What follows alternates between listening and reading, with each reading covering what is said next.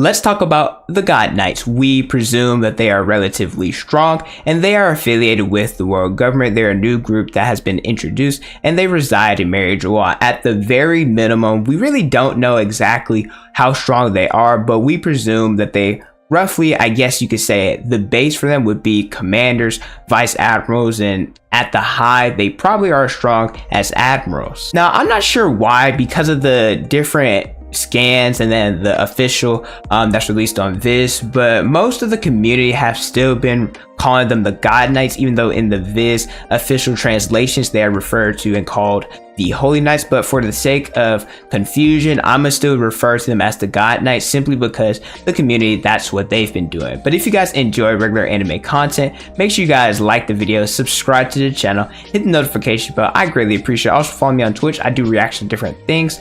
Just chill with you guys. I've recently started reading the Berserk manga. If you guys want to be a part of that, I greatly appreciate it. I'll leave my Twitch in the description below. But with that away, my name is Potential Unleashed, and let's talk about the God Knights. Maybe because of the silhouette in chapter 1083, or because of what happened at the end of chapter 1086, but we actually got mention of the God Knights before those chapters. They were actually introduced 32 chapters prior in chapter 1054 by Akainu, and the reason why the God Knights, they were mentioned is because they were taking action for the incident that happened in Mary Joie during the revelry. During the revelry, Charlos, he attempted to take Princess Shirahoshi and he was attacked by Sai and Leo, and then Mio's guard let them escape. Since it happened in Mary Joie, the lands of Celestial Dragon, or where the gods reside, the Holy Knights, they're the ones responsible for handling the situation. This is really interesting because when you look at it, the admirals, they're the ones that answer directly to the Celestial Dragons. For example, when Luffy punched Charlos, an admiral in Kizaru was sent to Sabayoti. But when you look at it, the God Knights, since they are the ones who remain in Mary Joie and above the red line, they're the ones that directly are involved with the Celestial Dragon. This allows for the Marines not to necessarily be thinned out, because we know with all the revolutionaries, the pirates, they have a lot on their hands, and at the same time, the stuff that happens regarding the Celestial Dragons, whether they do something good or bad, or anything that I guess takes away from their title, the God Knights, they can deal with it in secrecy. So I guess in short, this means that they have jurisdiction over matters pertaining to different disputes that happen between world nobles. In chapter 1083, this is the second time that the God Knights were mentioned, and we also got a silhouette in that chapter. The revolutionaries, they declare war on the world government, and then later at the revelry, they declare war on the Celestial Dragons as well. All this happened because they started fighting in Mary Joie, the revolutionaries versus the admirals,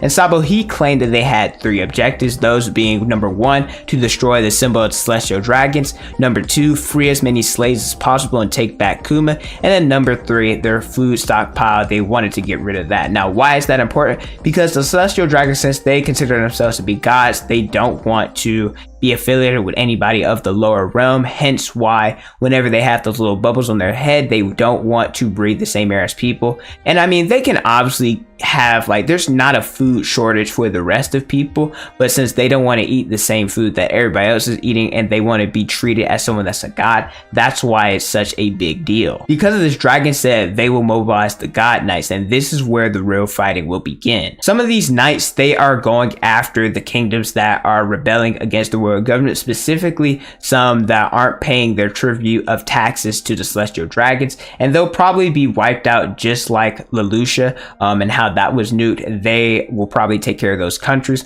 Also, Sabo, he might be in danger because he is seen as the leader of this rebellion, being the Flame Emperor. So Sabo, he should definitely watch their back. I don't think that he'll necessarily have a problem or Sabo would die during this, but if they're as strong as we think they are, he might have his hands full. I want to analyze the silhouette a little bit more, because in that image they had 9 people who you would say are a part of the God Knights. It could be more, could be less. It all depends on Oda. This could very be just for dramatic effect. Also, people were talking about the man in the middle. One of the silhouettes, it looked like Shanks because of how he posed in chapter 1055. I don't necessarily think it is.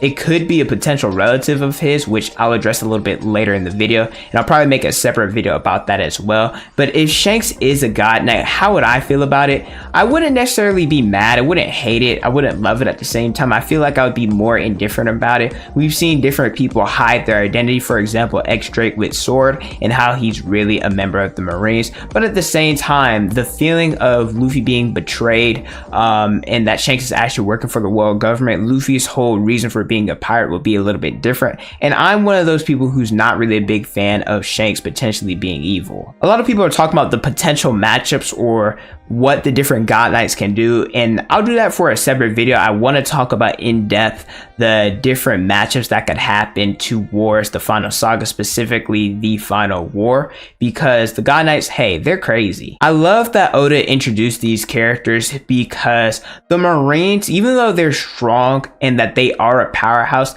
they still would be outnumbered. If you look at a bunch of pirate crews plus the revolutionaries, they outnumber the Marines and EOS. There's going to be a lot more pirates than the current story is right now, or where they're at, that will be stronger and will be able to take on people like admirals, take on people like the Seraphins, and much more. But this definitely balances out the power between the revolutionaries, pirates, and Marines, and now the Marines definitely have more depth. But like I said, I will do an in-depth video talking about different matchups or different people who will be involved in the final war. I will say this though, in terms of strength, I'd say that the God Knights, they at least have to be anywhere between the Toby Ropo, anywhere between commanders on a pirate crew, or vice admiral level. At the end of chapter 1086, we got a look at the supreme commander of the God Knights, and his name was Saint Figarland Garling. I also want to fix this because the perception we had of him has changed because of an error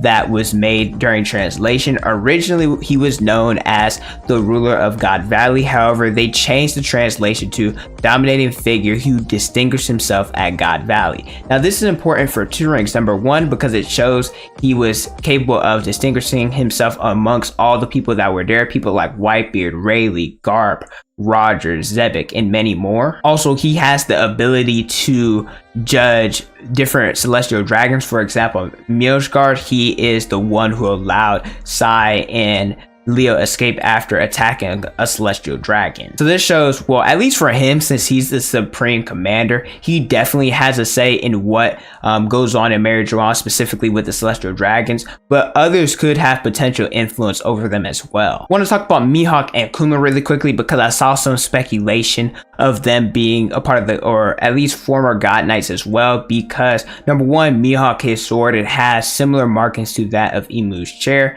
Number two, Mihawk, his eyes, they have the same shape or the same pattern as Imu, and also he has, or that little dagger that he has, it's in the shape of a cross. And then Kuma, we know that he has a Bible that he carries. And also for Mihawk, I forgot to mention that he's very mysterious and we don't really know much about him, so it's just speculation. But these are some of the reasons why some of the community believes that Mihawk and Kuma could be or were in the past members of the God Knights. The God Knights are a group that I can't wait to see more of, whether it's 9, whether it's more or less. I can't wait. They're going to be really fire. For the narrative of the story, it will only make sense for them to be at least on the commander level, to go against different pirates, go against different revolutionaries, specifically the captains, because if not, then I'd be very disappointed. Kind of like how a lot of the community was disappointed in the Topiropo. But they handle matters at Mary Joanne, so they definitely have an important role in the series. Let me know how you guys feel about the God Knights and your expectations for them in the future. Thank you guys so much for watching. Don't forget to like, comment, and subscribe. Hit the notification bell so you guys never miss out on a new video. Follow me on Instagram, Twitter, Snapchat, and TikTok is on the screen and the description below. Thank you guys so much for watching, and don't forget to unleash